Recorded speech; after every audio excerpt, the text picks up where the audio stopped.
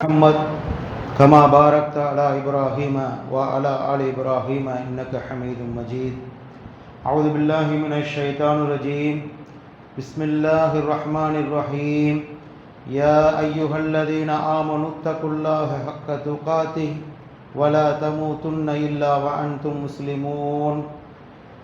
يا أيها الناس اتقوا ربكم الذي خلقكم من نفس واحدة وخلق منها زوجها وبث منهما رجالا كثيرا ونساء واتقوا الله الذي تساءلون به والأرحام إن الله كان عليكم رقيبا.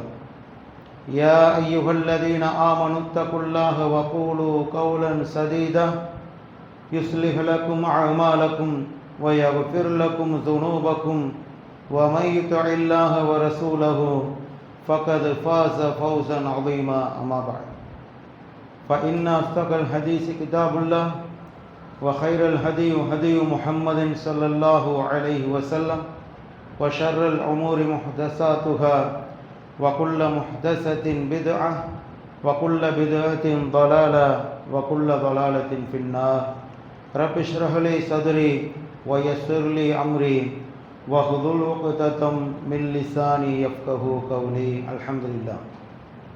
கண்ணியமிக்க அல்லாஹ்வின் நல்லடியார்களே, அன்பிற்கினிய சகோதரர்களே, நாட்களிலே சிறந்த நாளான வெள்ளிக்கிழமை இந்த ஜும்மா தினத்தன்று அல்லாஹ் சுப்ஹானஹு வ தஆலா அனைவருக்கும் ஹயாத்தை தந்து இந்த அவையில் நம்மை ஒன்று சேர்த்தமைக்காக வேண்டி ஏக இரட்சகனாகிய அல்லாஹ்வை அதிகமாக போற்றி புகழ்ந்தவனாகவும் அல்லாஹுடைய அன்பும் அருளும் வற்றாத கருணையும் கிருபையும் எம்பெருமானார் ரசூலே கரீம் முஹம்மது நபி ஸல்லல்லாஹு அலைஹி வஸல்லம் அவர்களின் மீதும் அன்னாருடைய வாழ்க்கை வழிமுறைகளை அப்படியே பின்பற்றி நடந்த அன்னாரின் குடும்பத்தார்களின் மீதும் சத்திய சஹாபாக்களின் மீதும் சஹாபிய பெண்மக்களின் மீதும் தாபியீன்கள் தபோ தாபியீன்கள் ஏகத்துவத்தை சத்திய இஸ்லாமிய மார்க்கத்தை இந்த உலகெங்கிலும் எடுத்துரைத்து கொண்டிருக்கின்ற ஒவ்வொரு உலமாக்களின் மீதும் இந்த ஜும்மாவுடைய அவையில் குழுமி இருக்கின்ற நம் அனைவரின் மீதும் உண்டாகட்டுமாக என பிரார்த்தனை செய்தவனாக இவருடைய ஜும்மா உரையை ஆரம்பம் செய்யும். கண்ணியமிக்க சகோதரர்களே, ஷைக் இமாம் சாலிஹ் இப்னு அப்துல்லா ரஹ்மஹுல்லாஹ் அவர்களுடைய இஸ்முல் கபாயிர் என்கிற நூலிலிருந்து சொர்க்கத்துக்கு தடையான பாவங்கள், அழிவை ஏற்படுத்தக்கூடிய பாவங்கள், பெரும் பாவங்கள் என 3 தலைப்பில் இமாம் அவர்கள் கிட்டத்தட்ட 100 பாவங்களை மேற்கோள் காட்டி அந்த நூலை எழுதியுள்ளார்கள். அதிலிருந்து தொடர் உரையாக நாம் ஜும்மா உரையில் அந்த பாவங்களை பார்த்து வருகிறோம். அதில் பெரும் பாவமாக ஏன் தொடர்ச்சியாக சொல்கிறேன் என்றால், மனிதனுடைய இயல்பே மறதியாகும். இப்போ ஜும்மா உரையில் கேட்ட உரையில் அதாவது மாலையானால் நம்ம என்ன சொன்னோம் ஞாபகம் இருக்காது, அந்த அளவுக்கு அதை மறந்துடுவோம்.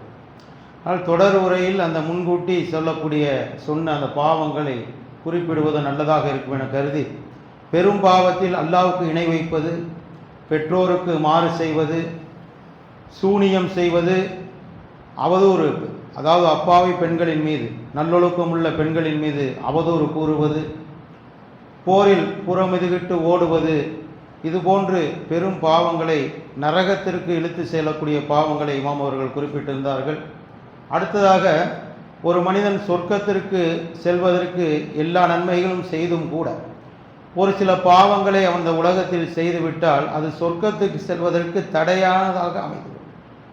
தடையாக இருக்கும். சொர்க்கத்துக்கு நெருக்கத்தில் நம்ம இருப்போம். தடை என்றால் சொர்க்கத்தில் நெருக்கத்தில் இருக்கும்போது இது போன்ற பாவங்களை செய்தால் அது சொர்க்கத்துக்கு செல்லக்கூடிய தடையாக இருக்கும் என்பதாக இமாம் அவர்கள் அந்த பாவங்களை குறிப்பிட்டிருந்தார்கள். அதில் நாம் பார்த்தது, இறை நம்பிக்கையின்றி ஒரு முஸ்லீம் இருப்பது, அண்டை வீட்டாருக்கு தொந்தரவு செய்வது, ஒரு மனிதன் பெருமை கொள்வது, ஒரு மனிதரை பற்றி மற்றொரு மனிதரிடத்தில் கோள் சொல்வது, ஒரு மனிதன் தற்கொலை செய்து கொள்வது, உறவுகளை துண்டித்து வாழ்வது, ஹராமான வருமானத்தை ஈட்டுவது, செய்த உதவியை சொல்லி காட்டுவது, இப்படி 8 பாவங்களை நாம் கடந்த ஜும்மா உரையில் பார்த்திருக்கிறோம்.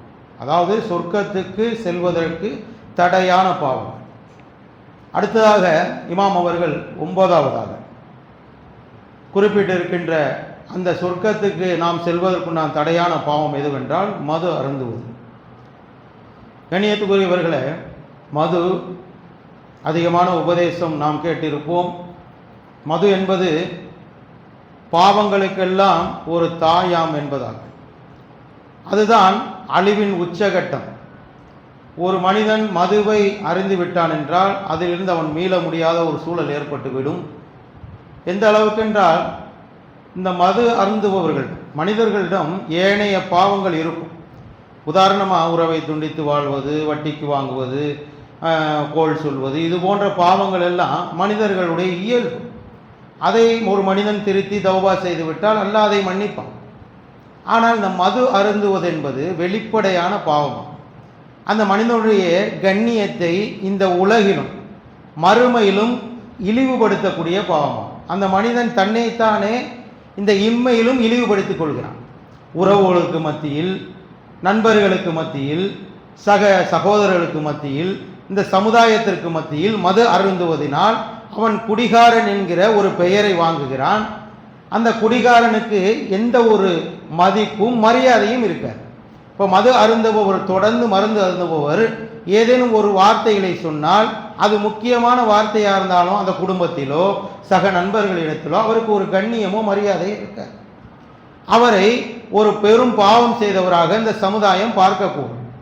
ஆகவே இந்த இன்மையிலும் மறுமையிலும் அவருக்கு மறுமையிலும் இழிவான ஒரு பாவத்தில் எதுவென்றால் அந்த மது அருந்துவது. நபி ஸல்லல்லாஹு அலைஹி வஸல்லம் கூறுவார்கள், போதை தரக்கூடியது அதிகமாக இருந்தாலும் குறைவாக இருந்தாலும் அது ஹராமாகும் என்பதாக கூறினார். நீ கொஞ்சமாக இருந்தினாலும் அதிகமாக இருந்தினாலும் சரி, போதை வஸ்துக்களான புகையிலை, சிகரெட்டு, பீடி இது போன்ற வஸ்துக்களை உபயோகப்படுத்தினாலும் சரி ஹராமு தான். போதை தரக்கூடியது, உன்னுடைய உடம்புக்கு எது போதை தரும் என்று நீ உபயோகப்படுத்துகிறாயோ அது அனைத்துமே ஹராமாகும். நபி ஸல்லல்லாஹு அலைஹி வஸல்லம் சொல்றாங்க, மது அருந்தி அதனால் அவனுக்கு போதை ஏற்பட்டு விட்டான். ஒரு மனிதனுக்கு மதுவிலோ அல்லது மது சம்பந்தமான, மதுன்னா மது மட்டும் கணக்கு வச்சுக்கிற கூடாது, ஒயின் ஷாப்பில் விற்கிற மது மட்டும்தான். மது சம்பந்தமான எந்த பொருளாக இருக்கட்டும். இன்னைக்கு பார்த்தீங்கன்னா மாணவர்கள்லேருந்து, பள்ளி மாணவர்கள்னா டானிக்கு, அதாவது சிறப்புகளை வாங்கி அருந்துறாங்களே, எதுக்குன்னா போதைக்காக. எது? இருமல் சளி சம்பந்தமான சிறப்புகளை நம்ம ஒரு 5 ml அருந்துனா என்ன செய்யணும்னா தூக்கம் வரும், அதிகமாக தூக்கம் வந்துடும். அந்த மருத்துவமனைகளையும் மருந்து கடைகள்லையும் சொல்லி தான் கொடுப்பாங்க, இது ஒரு 5 ml அளவுக்கு தான் நீங்கள் குடிக்கணும். சிறு பிள்ளையாக இருந்தால் 1 ml 2 ml அளவு சொல்லுவாங்க. இதை ஒரு 20 ml 30 ml குடிச்சிட்டா என்ன ஆயிடுதுன்னா அது போதை ஆயிடுது. அவனுக்கு அது ஒரு போதையை ஏற்படுத்துகிறது. இப்போ இது மது கிடையாது, இது மருந்து. ஆனால் ரசூலுல்லாஹ் தெளிவாக இங்கே சொல்கிறாங்க அப்படின்னா, போதை தரக்கூடிய ஒவ்வொன்றும் ஹராமாகும். அது எதில் போதை இருக்குன்னு தெரியாது. நபி ஸல்லல்லாஹு அலைஹி வஸல்லம் அந்த 1400 ஆண்டுகளுக்கு முன்னாடியே சொல்லிட்டாங்க, மனிதன் இது போன்ற காரியங்களை செய்வான். போதை எதில் வரும் என்பதை எப்படி நெட்டில் பார்க்குறோம்.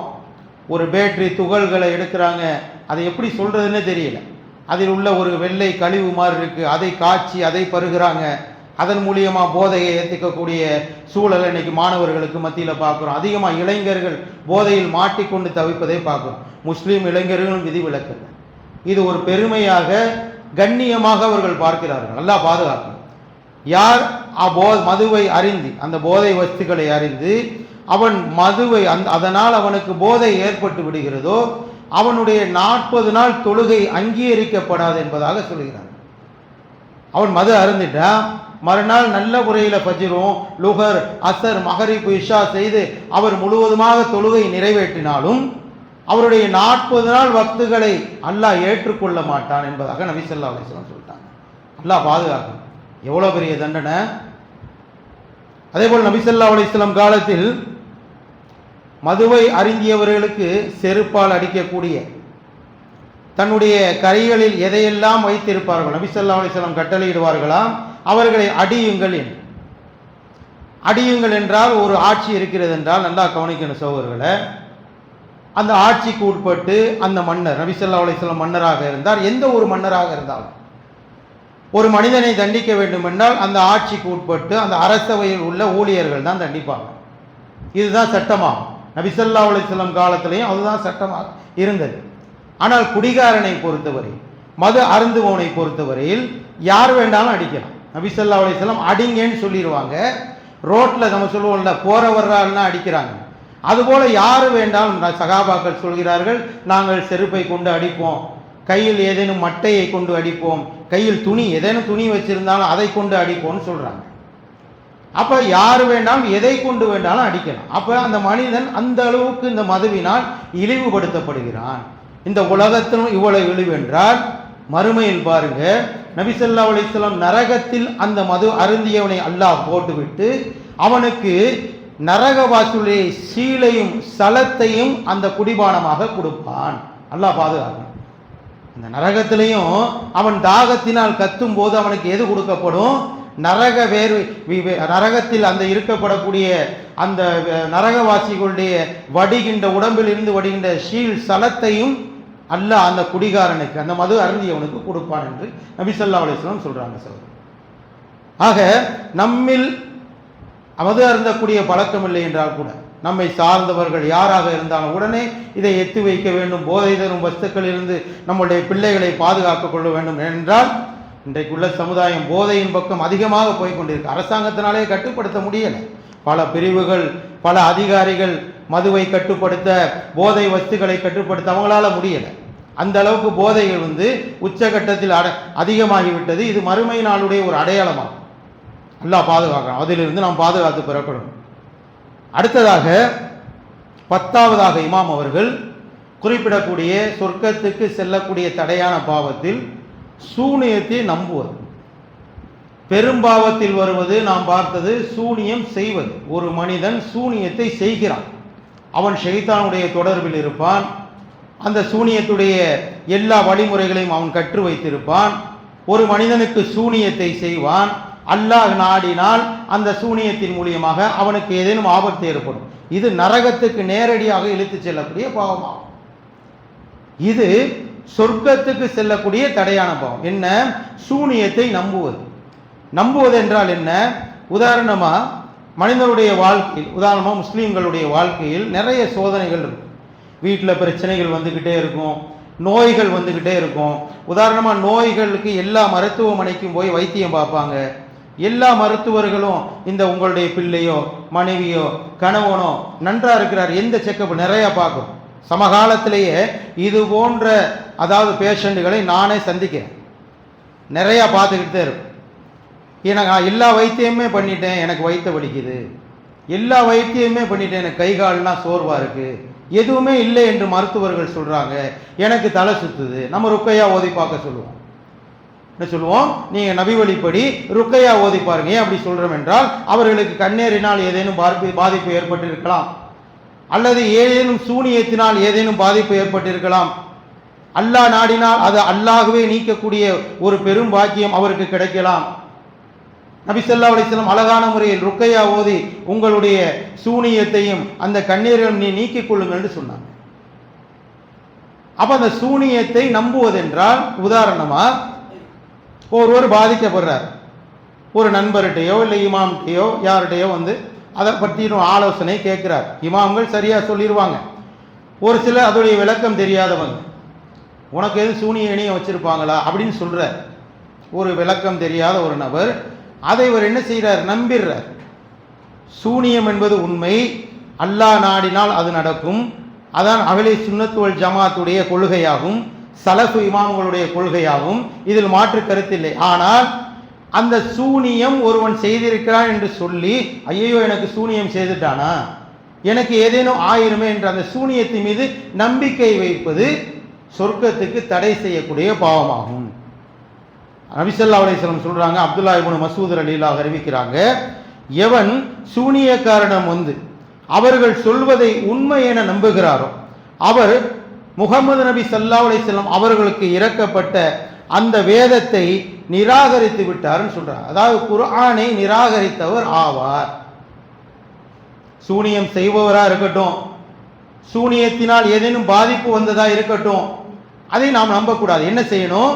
சரியான வழிமுறை, அதற்குண்டான ஓதிப்பார், அல்லாஹ்வின் மீது நம்பிக்கை வைப்பது. எனக்கு எதுவும் ஆகாது, எனக்கு ஏதேனும் கண்ணேறுகள் இருந்தாலோ சூனியத்தினால் பாதிப்பு இருந்தாலோ அது என்னை எதுவுமே செய்யாது, அது அல்லாஹ்வின் நாட்டப்படியே நடக்கும்.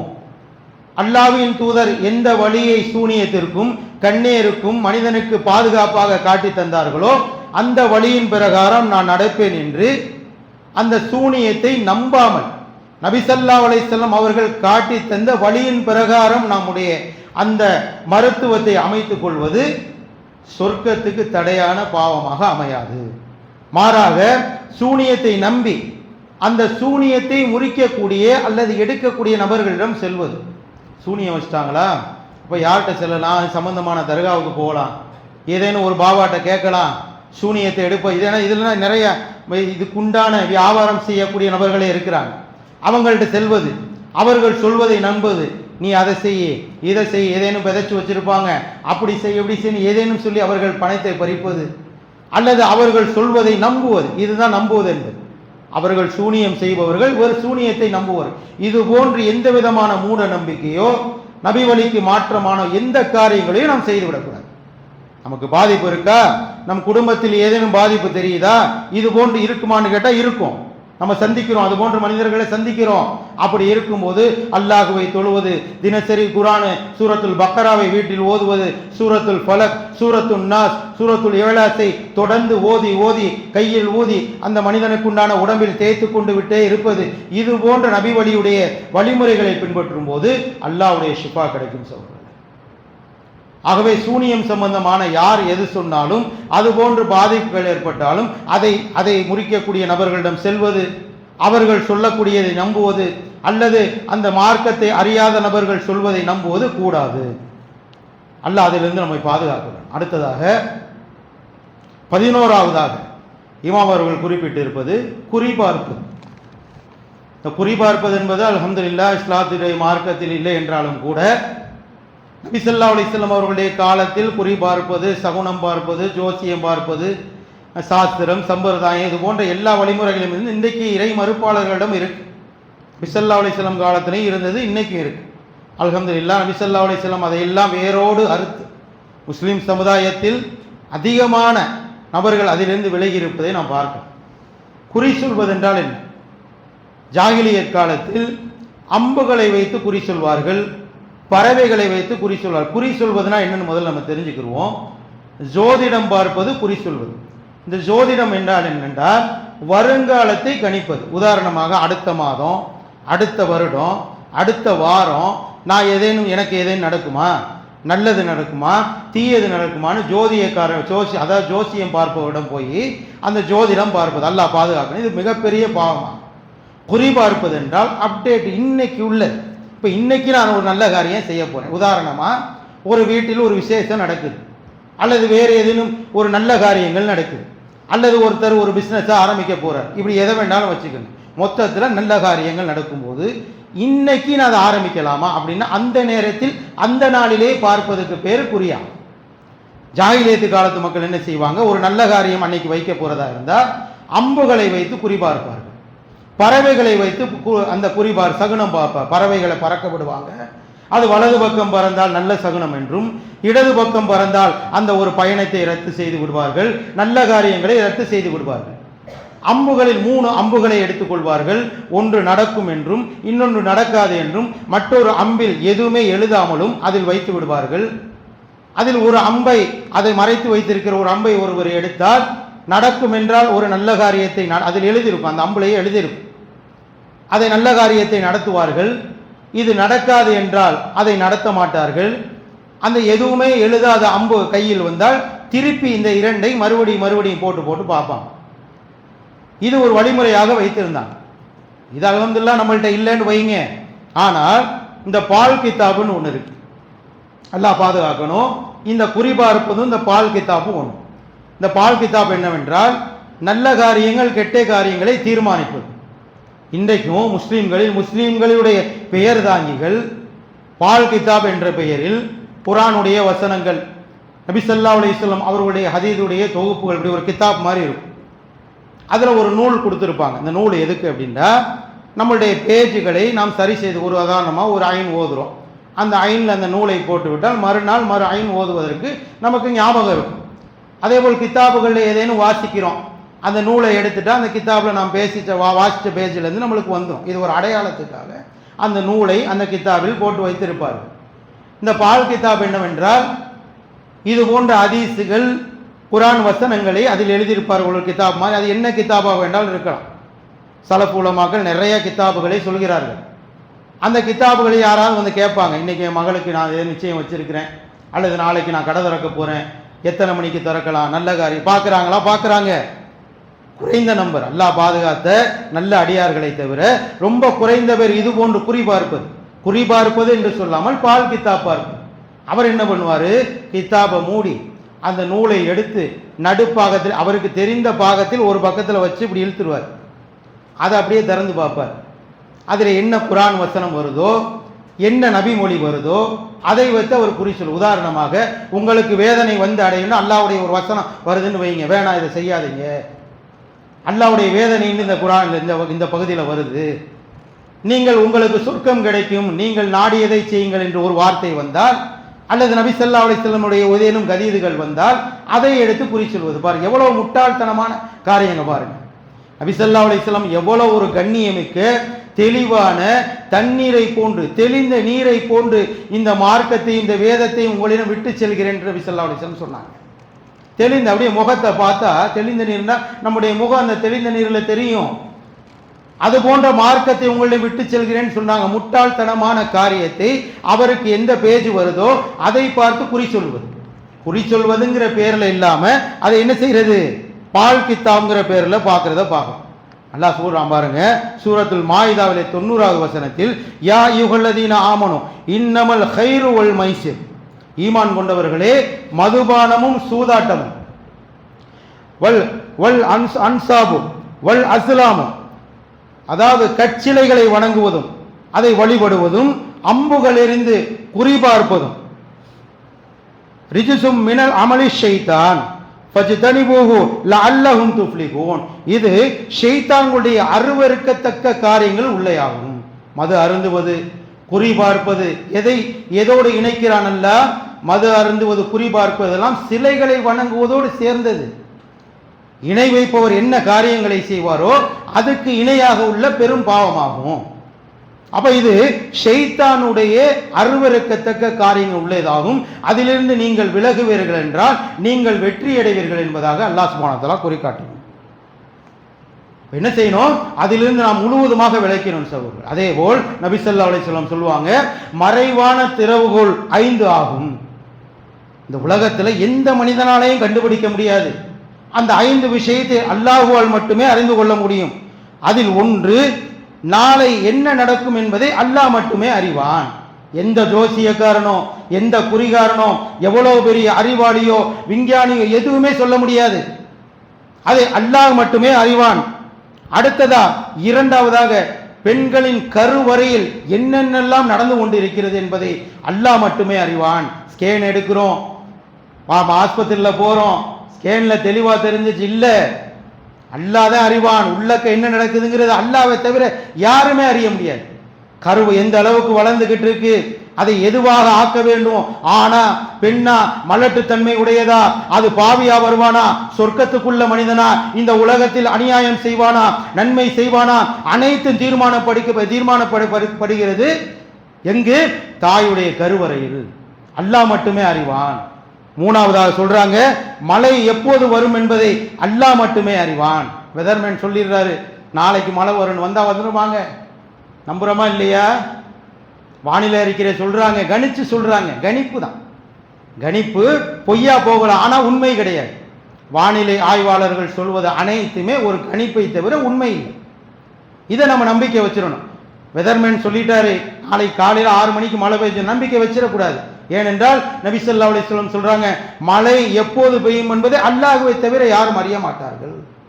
நாலாவதாக சொல்றாங்க, உயிர் எந்த இடத்தில் எப்படி பிரியும் என்பதை அல்லாஹ் ஒருவன் மரணிக்கிறான் என்றால் அவனுடைய மரணம் எந்த இடத்தில் எப்படி நடக்கும் என்பதை அல்லாஹ் மட்டுமே அறிவான். அதை யாராலும் கணிக்க முடியாது. எவ்வளவுதான் ஒரு நோயாளியா இருந்தாலும், அவர் அன்கண்டிஷன்ல உயிர் போகக்கூடிய சூழல்ல இருந்தாலும் அவர் அந்த இடத்துல தான் மரணிப்பார்னு மனிதனால கணிக்க முடியாது. அல்லாஹ் எங்கு நாடி இருக்கானோ அங்குதான் அவனுடைய உயிர் போகும். ஐந்தாவதா சொல்றாங்க, மறுமை நாள் எப்போது வரும் என்பதை அல்லாஹ்வை தவிர வேறு யாரும் அறிய மாட்டார்கள். அப்ப இந்த 5 விஷயம், இந்த 5 விஷயத்தை மனிதனுக்கு கற்பனைக்கு அப்பாற்பட்ட விஷயமா. நாளைக்கு என்ன நடக்கும், தாயுடைய நம்முடைய மனைவிமார்களுடைய கர்ப்பத்தில் என்ன நடக்கிறதுன்னு எனக்கு தெரியாது, அல்லாஹ்வுக்கு தான் தெரியும். மழை எப்போது வரும் என்பது அல்லாஹ்வுக்கு தான் தெரியும். என்னுடைய மரணம் எப்போது வரும் என்பது அல்லாஹ்வுக்கு தான் தெரியும்.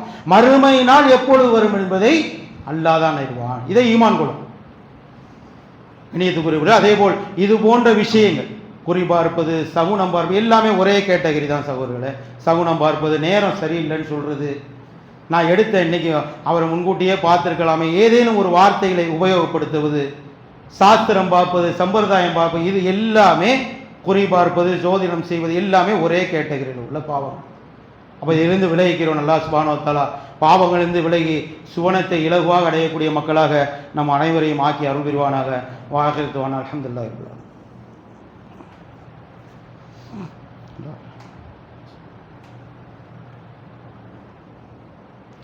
அல்ஹம்துலில்லாஹி ரப்பில் ஆலமீன் வல் ஆகிபத்து லில் முத்தகீன் வஸ்ஸலாத்து வஸ்ஸலாமு அலா சய்யிதினா முஹம்மதின் வ அலா ஆலிஹி வ ஸஹ்பிஹி அஜ்மஈன். அம்மா பஅத். கண்ணியமிக்க சகோதரர்களே, ஷேக் இமாம் சாலிஹ் இப்னு அப்துல்லா ரஹ்மத்துல்லாஹ் அவர்களுடைய இஸ்முல் கபாயிர் என்ற நூலிலிருந்து பெரும் பாவங்களை நாம் தொடராக பார்த்து வருகிறோம். அதில் 11 பாவங்களை நாம் பார்த்திருக்கிறோம். சொர்க்கத்துக்கு தடையான 11 பாவங்கள். அடுத்து 12வதாக இமாம் அவர்கள் குறிப்பிடுவது விதியை மறுப்பது. ஒரு மனிதன் அவனுக்கு எழுதப்பட்ட விதியை மறுக்கிறான். ஈமானுடைய அடிப்படை, இஸ்லாத்தின் அடிப்படையில் 5 ஆகும். கலிமா, தொழுகை, நோன்பு, ஜக்காத்து, ஹஜ். தௌஹீதுடைய அடிப்படை 3 ஆகும். அர் ருபூபியா, அல் உலூஹியா, அஸ்மாவஸ் சிஃபாத். இது 3 ஆகும். அதாவது தௌஹீதுடைய ஏகத்துவத்துடைய கொள்கை. ஈமானுடைய கொள்கை, ஈமானுடைய அடிப்படை 6 ஆகும். அல்லாஹ்வை நம்புவது, வானவர்களை நம்புவது, அல்லாஹ்வுடைய வேதத்தை நம்புவது, நபிமார்களை நம்புவது, மறுமை நாளை நம்புவது, விதியை நம்புவது. இது போன்று 6. இதில் விதியும் வருது. விதியை நம்ப யார் மறுத்து விட்டாரோ அவன் ஈமானே இல்லை, அவன் முஸ்லீமே இல்லை, அவர் முர்தத்தாகி விடுகிறார். அடிப்படை, ஈமானுடைய அடிப்படை, இஸ்லாத்துடைய அடிப்படை, தௌஹீதுடைய அடிப்படை யார் முறிக்கிறாரோ அவர் இஸ்லாமியனாக அவர் நினைத்து, ஆனால் அவர் முர்தத் ஆவார், இஸ்லாத்தை விட்டு வெளியேறியவர் ஆவார். அப்போ விதி என்பது அல்லாஹ்வால் எழுதப்பட்டதாகும். இந்த விதி என்பது இதை எப்படி நம்ப மறுப்போம் அப்படின்னா, உதாரணமாக அல்லாஹ்வின் விதிப்படி தான் எப்போவுமே நடக்கும். அதை மறுத்து பேசக்கூடியவர், அல்லாஹ்வுடைய விதி பிரகாரம் இல்லை, மனிதன் தான் அனைத்தையும் செய்கிறான், மனிதன் தான் தவறு செய்கிறான், இல்லை, அதாவது இந்த நாவு எதை வேண்டாலும் பேசும். உதாரணமாக சொல்கிறேன் பாருங்க. சஹாபாக்கள் கேட்குறாங்க நபி ஸல்லல்லாஹு அலைஹி வஸல்லம், அல்லாஹ்வின் தூதரே, சொர்க்கவாசிகள் யார், நரகவாசிகள் யார் என்று அல்லாஹ்வுக்கு தெரியுமான்னு கேட்குறாங்க. தெளிவாக கேட்குறாங்க பாருங்க. யார் சொர்க்கம் போவா, யார் நரகம் போவான்னு அல்லாஹ்வுக்கு தெரியுமான்னு ரசூலுல்லாஹ்ட்ட கேட்கும்போது நபி ஸல்லல்லாஹு அலைஹி வஸல்லம் ஆமாம் தெரியும்னு சொல்கிறாங்க. அல்லாஹ்வுக்கு தெரியும். அப்படி அந்த சஹாபி திருப்பி கேட்குறாரு, அல்லாஹ்வின் தூதரே, பிறகு ஏன் நற்செயல் செய்கிறவர் நற்செயல் செய்யணும்னு கேட்குறாரு. இப்போ நான் சொர்க்கவாதியாக இருந்தால் நான் என்ன செஞ்சாலும் சொர்க்கத்துக்கு தானே போவேன். அல்லாஹ் சொர்க்கவாதின்னு என்னை தீர்மானிச்சிட்டான், ஒருத்தனை நரகவாசின்னு தீர்மானிச்சிட்டான். நான் எவ்வளோ பாவம் செஞ்சாலும் எவ்வளோ நன்மை செஞ்சாலும் நான் சொர்க்கத்துக்கு தானே போவேன். புரியுதா இல்லையா? அப்படியே நான் நன்மை செய்யணும், நன்மையை அதிகமாக செய்யணும், குறைவாக செய்யணும், இது எப்படி வேணாலும் எடுத்துக்கலாம். நான் அப்படியே இருந்துட்டு போகிறேன், நான் ஏன் நன்மை செய்ய, நான் சொர்க்கவாதின்னு இருந்தால் நான் நன்மை செய்து தான் சொர்க்கத்தை அடைய வேண்டுமான்னு கேட்குறார். புரியுதாங்க உங்களுக்கு? நபி ஸல்லல்லாஹு அலைஹி வஸல்லம் சொல்கிறாங்க, யார் எதற்காக எந்த நோக்கத்தோடு வாக்களிக்கப்பட்டாரோ படைக்கப்பட்டாரோ அதற்காக செயல்பட்டு கொண்டிருக்கிறார்கள் சொன்னாங்க. அல்லாஹ் பாதுகாக்கும். தெளிவாக சொல்கிறாங்க, நீங்கள் சொர்க்கவாசியாக இருந்தால் உங்களை நீங்களே பரிசோதனை பண்ணிக்கங்க. நீங்கள் தொழுவீங்க, ஜக்காத்து கொடுப்பீங்க, பெற்றோரை பேணுவீங்க, தவறிலிருந்து விலகி இருப்பீங்க. எதுவாக இருந்தாலும் சொர்க்கவாசிகள் எதை செய்து கொண்டிருப்பார்கள்? இந்த உலகத்தில் நலவுகளை மட்டும் செய்து கொண்டிருப்பாங்க, அதற்காகவே உள்ள அமல்களை செய்து கொண்டிருப்பாங்க. நரகத்துக்காக படைக்கப்பட்டவர் எந்த செயலை செய்வார்? போதை தரக்கூடிய வஸ்துகள் அல்லது இந்த பாவங்கள், எதையெல்லாம் பாவம்னு குறிப்பிடுறோமோ குறிப்பிட வேண்டாம், எதையெல்லாம் பாவம் என்று கருதுகிறோமோ அந்த பாவத்தை எல்லாம் அவர் செய்ய ஆரம்பித்து விடுவார். நபி ஸல்லல்லாஹு அலைஹி வஸல்லம் சொல்றாங்க, இறைவன் வானங்களையும் பூமியையும் படைப்பதற்கு 50,000 ஆண்டுகளுக்கு முன்னையே அனைத்து படைப்பினங்களையும் விதிகளையும் அவன் தீர்க்கமாக எழுதிவிட்டான். 50,000 இந்த உலகத்தை, வானங்கள், பூமி எதையுமே படைப்பதற்கு முன்னாடியே எழுதிவிட்டான்னு சொல்றாங்க. அப்ப அல்லாஹ்வின் விதி பிரகாரம் தான் இருக்கும். எதுவாக இருந்தாலும் கதிரியாக்கள் இருக்காங்க, ஹவாரிஜிகள், கதிரியாக்கள், ஷியாக்கள், ஹவாரிஜிகள், இது போன்ற மறுத்த கூட்டம். இது கதிரியாக்கள் தான் விதியை மறுப்பவர்கள். அவங்க என்ன சொன்னாங்க தெரியுமா? அல்லாஹ்வுடைய விதி என்ன கிடையாது, மனிதனா தவறு செய்யறான், மனிதனா நன்மை செய்யறான். இந்த கான்செப்டை தான் அவங்க முன்னிலைப்படுத்துறாங்க. அவங்க வழிகட்ட கூட்டமா இன்றைக்கும் உலகத்தில் அறியப்படுகிறார்.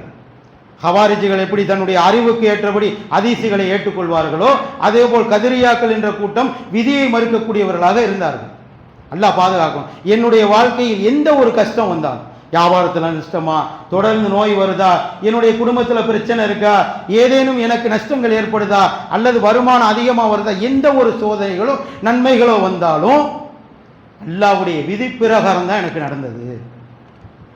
அல்லாஹ்வுடைய விதி பிரகாரம் நடந்தது. ஹஸ்புனல்லாஹு வ நிஅமல் வக்கீல், அல்லாஹ் தான் எனக்கு போதுமானவன், அவனே சிறந்த பொறுப்பாளர் என்பதாக நாம் இருக்கணும் சகோதரர். நபி ஸல்லல்லாஹு அலைஹி வஸல்லம் சொல்றாங்க, உனக்கு பயனளிப்பதை நீ ஆசைப்படு.